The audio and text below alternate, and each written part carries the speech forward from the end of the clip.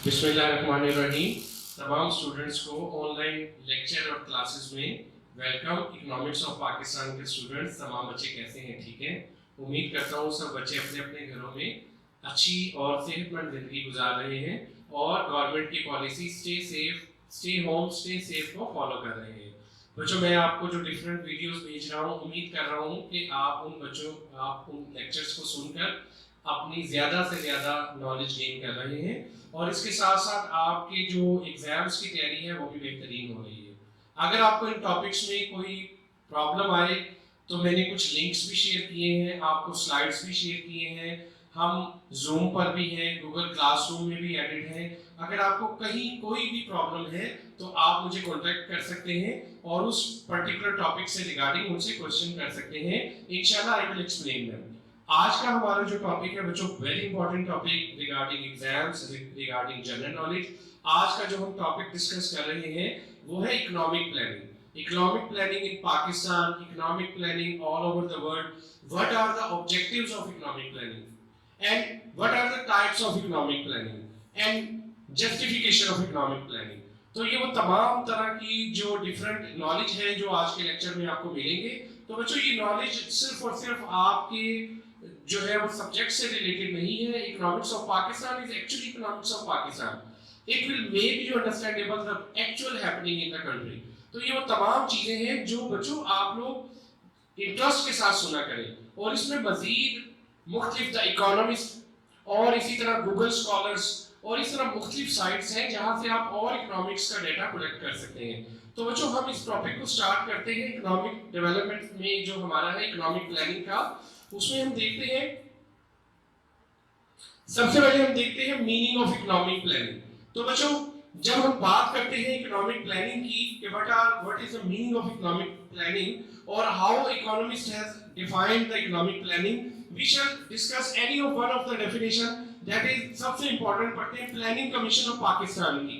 तो देखिए बच्चों, इकोनॉमिक प्लानिंग की डेफिनेशन कहता है economic planning is the formulation of programmes and policies. Formulation of programs and policies designed to lead by consciously directed and accelerated movement from a technologically backward feudalistic stage into modern era of advanced technology. तो देखिए बच्चों, इस definition में कुछ ऐसी statement लिखी है कि ये हमें एक ओल्ड स्टेज से निकालकर नेक्स्ट जनरेशन की तरफ, नेक्स्ट स्टेज की तरफ ले जाएगा। जैसे मैंने आपसे पहले भी बताया था कि there are 7 stages of Rosto. Rosto ने भी 7 स्टेजेस बताई थी एक कंट्री को टेक ऑफ करते कैसे डेवलप हो सकती है। तो economic planning actually it's a planning to take a country from developing country to a developed nation. और वो कहता है क्या करना है, आपने उन पॉलिसीज और प्रोग्राम को फॉर्मुलेट करना है। What is the meaning of formulation? Formulation का मतलब है कि आपने डिजाइन करना है, एक पूरा प्रोग्राम बनाना है, पॉलिसीज का, एक्शंस का और बजट जिसको हम नाम देते हैं। ये तमाम चीजें मिलकर पॉलिसीज बनाती हैं। Your fiscal policy, your monetary policy, आपकी तमाम पॉलिसी की जो फॉर्मुलेशन है और उनको अमल दरामद करवाना, प्रोग्राम्स करवाना, प्रोग्राम से मुराद है उनकी अमल दरामद करवाना। किस मकसद के लिए? हम अपनी मूवमेंट को एक्सेलरेट करना चाहते हैं। What is the movement? The movement of GDP growth rate, the movement of or rise in per capita income, the movement of infrastructural changes, developmental changes. इन तमाम चीजों को बोलते हैं accelerated movement. We want to accelerate that movement. और हम चाहते क्या है? अच्छा, technologically backward and feudalistic stage. ये कौन सी स्टेज है बच्चों? ये वो स्टेज है जिसमें हमारी अनएम्प्लॉयमेंट पीक पर होती है, इन्फ्लेशन रेट सो हाई होता है, फ्यूडलिस्टिक सोसाइटी होती है, जहां गुड्स एंड सर्विसेज की production independent market supply and demand forces से डिटरमिन नहीं हो रही होती, जहां मोनोपोलिस्ट जो है, मोनोपोली है, वो पूरी दुनिया को या पूरी सोसाइटी को होल्ड किए होते हैं। इन तमाम चीजों से निकलकर एक new modern era of advanced technology, एक नई लेटेस्ट डेवलप टेक्नोलॉजी की तरफ को मूव करना ही इकोनॉमिक डेवलपमेंट कहलाता है। तो बच्चों, ये मैंने आपको कमीशन ऑफ पाकिस्तान की जो programming commission planning commission of Pakistan है उसकी डेफिनेशन आपको एक्सप्लेन की। इस डेफिनेशन को एक्सप्लेन करने का मकसद ये था कि it is a detailed and comprehensive definition economic planning से। तो इसी तरह कुछ और डेफिनेशन भी लिखी है, आप उन्हें भी पढ़िएगा और उन्हें देखिएगा। वो तमाम डेफिनेशंस इसी सर्कल में मूव कर रही होंगी, इसी पैरामीटर्स में मूव कर रही होंगी कि हमने वो पॉलिसीज और प्रोग्राम्स डेवलप करने हैं कि हम अपनी सोसाइटी की ग्रोथ मूवमेंट को, अपनी टेक्नोलॉजिकली मूवमेंट को फेस्टर कर लें, स्ट्रॉन्ग कर लें। अब हम देखते हैं इसमें कुछ और जो एस्पेक्ट्स हैं। नंबर 1 देखें, 3 तरह की जो है प्लानिंग लिखी है, तो उसमें कौन सी है? नंबर 1 पर बेटो कौन सी लिखी है? Short term planning. नंबर 2 पर कौन सी लिखी है? Medium term planning. और थर्ड नंबर पर कौन सी लिखी है बेटो? Long term planning. तो ये तीनों प्लानिंग में डिफरेंस जो है वो ये लिखा है 1 year, 5 to 7 year and 10 to 20 year. बच्चों तीनों में फर्क भी है। जो पहली प्लानिंग है वो शॉर्टर पीरियड ऑफ टाइम के लिए है, ये वो प्लानिंग होती है जिसमें हम डेवलपमेंटल चेंजेस लाते हैं। सेकंड जो मीडियम टर्म प्लानिंग है वो इंफ्रास्ट्रक्चरली चेंज आता है। हम 5 से 10 साल में सोसाइटी का, कंट्री का इंफ्रास्ट्रक्चर चेंज करते हैं। और जो लॉन्ग टर्म प्लानिंग है वो कॉन्सेप्चुअल और हमारी हैबिचुअल और हमारे बिहेवियरल चेंज को हम लॉन्ग टर्म प्लानिंग कहते हैं, जिसमें पूरी सोसाइटी ट्रांसफॉर्म करती है, लोगों का बिहेवियर चेंज होता है, लोगों के मूड्स चेंज होते हैं, मेथड्स ऑफ प्रोडक्शन चेंज होते हैं। तो ये 3 तरह की प्लानिंग को हम कैटेगरीज ऑफ डिफरेंट प्लानिंग कहते हैं। Now we student move why we need, what are the objectives of economic planning. हम ये प्लानिंग करना क्यों चाहते हैं? तो देखिए बच्चों, सबसे पहली बात तो मैंने पहले भी डिस्कस की कि प्लानिंग जरूरी क्यों है। We want to move from underdeveloped country to backward country to developed nation. तो सबसे पहला तो जो ऑब्जेक्टिव है वो यही है। लेकिन इसके अलावा हमने जितने भी टॉपिक्स पढ़े हैं, economic development, to break vicious circle of poverty, to raise the level of national income, to higher the level of living standard, to raise the per capita income, ये वो तमाम ऑब्जेक्टिव है जो इकोनॉमिक प्लानिंग के through to control the prices, that is price stability, neither too short down nor too high. तो price stability को control करने के लिए, सोशल हर्डल्स को खत्म करने के लिए, लोगों को टेक्निकली ट्रेन करने के लिए, ये वो तमाम चीजें हैं बेटो जो हम इकोनॉमिक अपनी एक्सपोर्ट्स को इंक्रीज करने के लिए, इंपोर्ट्स को रिड्यूस करने के लिए, for the sake of capital formation, ये वो तमाम चीजें हैं बच्चों जिनके लिए इकोनॉमिक प्लानिंग जरूरी होती है। फिर भी हम इनको वन बाय वन थोड़ा डिस्कस करते हैं। नंबर 1 देखें, वही लिखा है जो भी मैंने आपको डिस्कस किया, increase national income and PCI. बेटो PCI stand for per capita income, तो PCI stand for per capita income and national income. तो जैसे जैसे इकोनॉमिक प्लानिंग हम बेहतर करेंगे उसका मकसद यही होगा कि हमारे मुल्क की आमदनी में इजाफा हो। अब आमदनी में इजाफा कैसे होगा? जब हमारी जीडीपी और जीएनपी इंक्रीज करेगी। बेटो जीडीपी और जीएनपी इंक्रीज करने के लिए हमें फॉरेन डायरेक्ट इन्वेस्टमेंट लानी पड़ेगी। तो इन्वेस्टमेंट लेवल को बढ़ाने के लिए, दूसरा हमें अपना जो मैस है, पॉपुलेशन है, उसे टेक्निकली ट्रेन करना पड़ेगा ताकि उनके जो बेकार हाथ हैं वो भी मुआश का जरिया बने और आमदनी सर्कुलेट हो। तो इसका मतलब ये हुआ कि प्लानिंग इसलिए जरूरी है कि लोगों को जो है बरसरे रोजगार लाया जाए जिससे उनके हाथों में आमदनी आए और हमारी आमदनी भी इंक्रीज करे और लिविंग स्टैंडर्ड भी इंक्रीज करे। बिल्कुल इसी तरह बच्चों और देखें, मैं लिखता हूं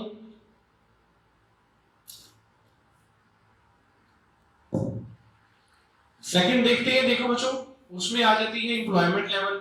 एम्प्लॉयमेंट लेवल को जनरेट करने का तरीकाकार भी मैंने आपको अभी जो है वो एक्सप्लेन किया। तो किसी भी कंट्री की डेवलपमेंट का सबसे की फैक्टर है कि उसकी मैस, उसकी आवाम को एम्प्लॉयमेंट अपॉर्चुनिटीज देगा। तो जितनी एम्प्लॉयमेंट अपॉर्चुनिटीज इंक्रीज होगी पर कैपिटा इनकम भी इंक्रीज करेगी और नेशनल इनकम भी इंक्रीज करेगी। तो इकोनॉमिक डेवलपमेंट का we have a basic purpose to raise national income as well as to increase employment level. In the same way, third है self-sufficiency in food.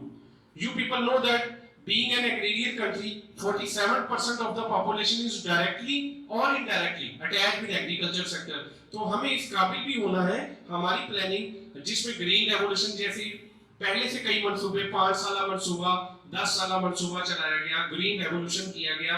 ये वो तमाम तरह की स्ट्रेटेजिक प्लानिंग थी ये किस मकसद के लिए की गई कि हमें अपने फूड में खुद कफील होना है, खुराक में खुद कफील होना है, गंदम में, दाल में, चना में, ये वो तमाम जो ग्रेन आइटम्स हैं उनमें हमें खुद को खुद कफील करना है कि हम इस काबिल हो जाए कि हम दूसरे मुल्कों को एक्सपोर्ट करने के काबिल हो, ना कि इंपोर्ट करने के काबिल हो सकें। तो बच्चों इसी तरह हम कुछ और भी जो है वो देखते हैं इसकी ऑब्जेक्टिव या इंपॉर्टेंस में।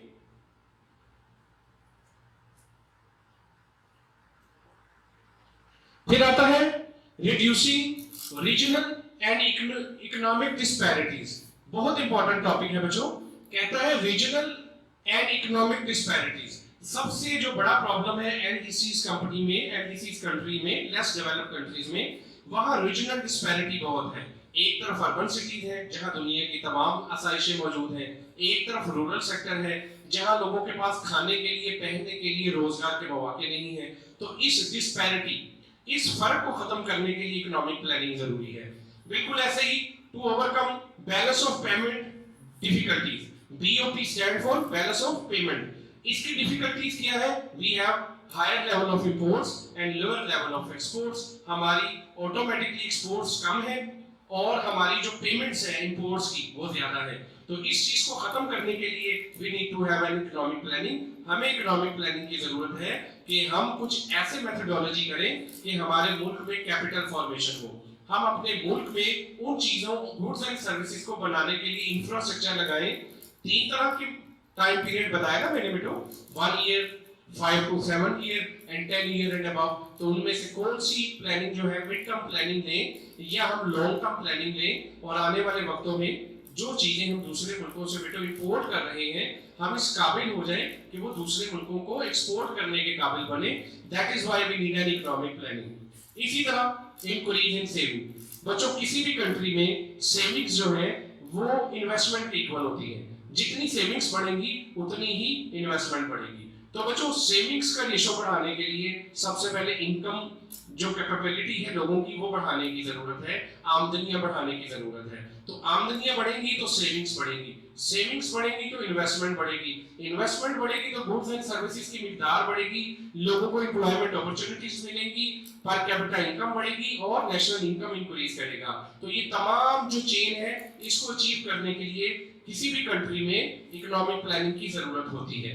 तो देखिए बच्चों ये मुख्तलिफ मैंने आपको जो है वो पॉइंट्स बताए।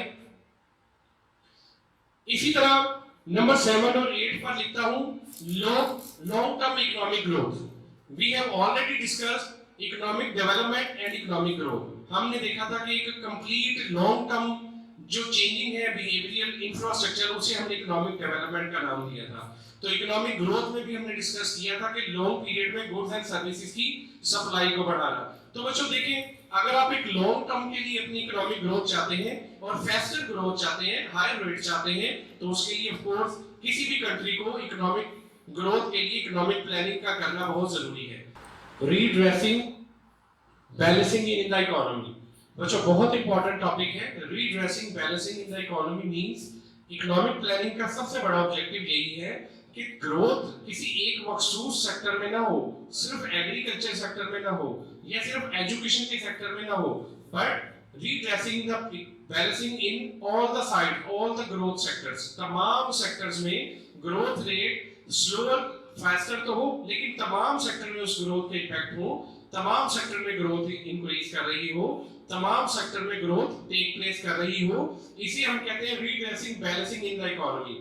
The aim of economic plan is to have a balanced growth of all sectors. In the case if some sectors of economy become developed while other remain backward, it will create disparities and imbalance in the society. तो इस चीज को आप बहुत focus में रखें कि जब हम ये बात करते हैं कि हमने बैलेंसिंग इन द इकोनॉमी करना है तो इसका मतलब ये है कि तमाम सेक्टर में बैलेंस ग्रोथ हो, तमाम सेक्टर जो है बराबर की तरक्की करें या ग्रोथ करें। उसके बाद है प्रोविजन ऑफ सोशल सर्विसेज।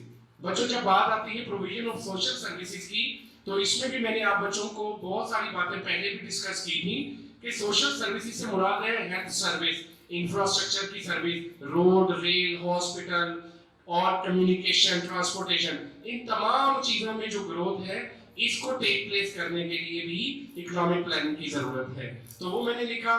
फिर इसके साथ प्राइस स्टेबिलिटी, सबसे पहले शुरू में मैंने आपको डिस्कशन की कि अंडर डेवलप्ड कंट्री में प्राइस होर्डिंग जो है वो सबसे बड़ा एक टूल है ब्लैक मार्केटिंग का, जिसके जरिए आर्टिफिशियल शॉर्टेज क्रिएट करवा के किसी भी वक्त इन्फ्लेशन क्रिएट की जा सकती है।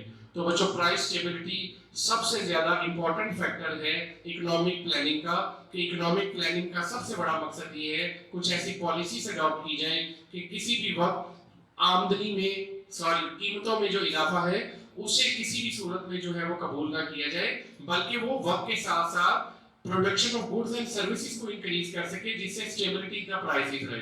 तो बच्चों, उम्मीद करता हूं ऑब्जेक्टिव ऑफ इकोनॉमिक प्लानिंग जो है वो आपको समझ आए होंगे। आप इन्हें पढ़ें, मैंने इनकी जो स्लाइड्स हैं वो भी आपको शेयर कर दी है, नीचे लिंक दिया है, आप वहां से इन स्लाइड्स को डाउनलोड कर सकते हैं, आप इनको डिस्कस करें और मुख्तलिफ जो मैंने आपको साइट्स बताई हैं वहां से इनको स्टडी करें, और इसमें कोई भी टॉपिक और इससे रिलेटेड कोई भी जनरल क्वेश्चन हो तो आप मुझे पूछ सकते हैं। तब तक आप लोगों को मेरी तरफ से अल्लाह हाफिज, सेफ रहें, एहतियात से जिंदगी गुजारें और अल्लाह ताला आपका हामी और नासिर हो। Thank you.